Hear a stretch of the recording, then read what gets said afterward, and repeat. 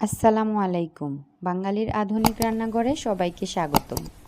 আজকে আমি আপনাদের সাথে শেয়ার করব খুব সহজেই কিভাবে বুটের ডাল দিয়ে পাকন পিঠা তৈরি করা যায়। চলুন রেসিপিটি দেখে নিই। এখানে আমি 2 কাপ পরিমাণ বুটের ডাল নিয়েছি।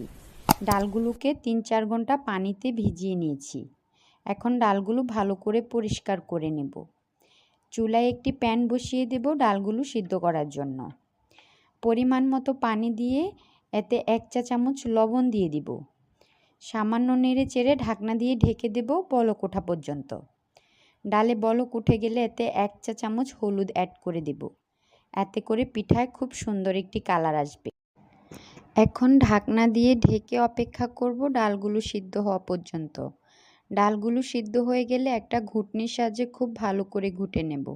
এমনভাবে ডালগুলোকে ঘুটতে হবে যাতে করে দানা দানা না থাকে। ডালগুলো ভালো করে গুটা হয়ে গেলে পরিমাণ মতো পানি দিয়ে দিব। ঢাকনা দিয়ে ঢেকে দেব বলক ওঠা পর্যন্ত। ডালে বলক উঠে গেলে আমি এখানে 3 কাপ পরিমাণ শুকনো চালের গুঁড়ো দিয়ে দিব। এখন চুলার আঁচ মিডিয়াম লোতে রেখে চালের গুঁড়াটা খুব ভালো করে সিদ্ধ করে নেব। চালের গুঁড়া সিদ্ধ করার প্রসেসটা অবশ্যই সকলেরই জানা আছে। আঁচ মিডিয়াম লোতে রেখে চালের গুঁড়াটাকে সামান্য নেড়ে চেড়ে মিশিয়ে নেব। আমার চালের গুঁড়াটা সিদ্ধ হয়ে গেছে। এখন আমি এটা চুলা থেকে নামিয়ে নেব। চুলা থেকে নামিয়ে আমি এটাকে একটা ট্রের মধ্যে ঢেলে নিয়েছি। এখন এটাকে ছড়িয়ে দেব সামান্য ঠান্ডা হওয়ার জন্য। আটাটাকে ভালো করে হাত দিয়ে মথে নিতে হবে। আমি যখন চালের আটাটা মথবো তখন হাতে সামান্য পরিমাণ তেল লাগিয়ে নেব। এতে করে ডোটা খুব সুন্দর স্মুথ হবে। সবগুলো ডো আমি এভাবে তৈরি করে নেব। তৈরির জন্য আমি ডোগুলোকে মিডিয়াম সাইজ করে বেলে নেব। এখন আমি রুটির মধ্যে খুব সুন্দরভাবে একটি ডিজাইন তৈরি করব। আমি এখানে বোতলের মুখ আর একটা স্টিলের স্ট্যান্ড নিয়েছি। এতে করে আমি খুব সুন্দরভাবে ডিজাইন করে নিয়েছি। আপনারা চাইলে বিভিন্ন কুলকি কাঠা দিয়েও ডিজাইন করে নিতে পারেন। আমার পিঠাগুলো তৈরি হয়ে গেছে। এখন আমি এর জন্য শিরা তৈরি করে নেব। শিরা তৈরির জন্য আমি একটা প্যানে 1.5 কাপ পরিমাণ চিনি দিয়ে দিব এবং সমপরিমাণ পানি দিয়ে দিব। এখন আমি এতে 2টা দারচিনি, কয়েকটা এলাচ দিয়ে দিব। এলাচটাকে একটু ফাটিয়ে দিব। এতে করে শিরা থেকে খুব সুন্দর একটি ফ্লেভার আসবে।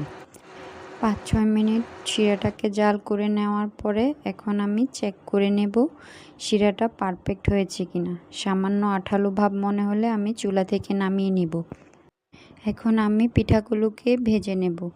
একটা ছড়ানো পাত্রে আমি পর্যাপ্ত পরিমাণ সয়াবিন তেল দিয়েছি, কারণ পিঠাটা কিন্তু খুব ডুবো তেলে ভাজতে হয়।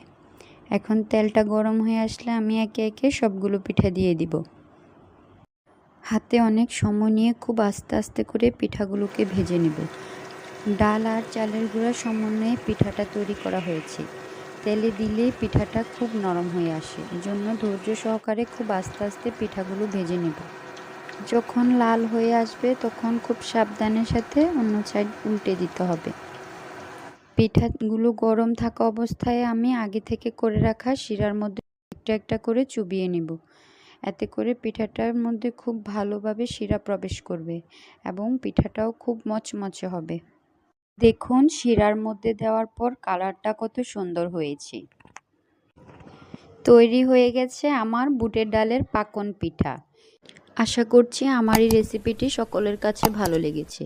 আপনারাও বাসায় ট্রাই করে দেখতে পারেন।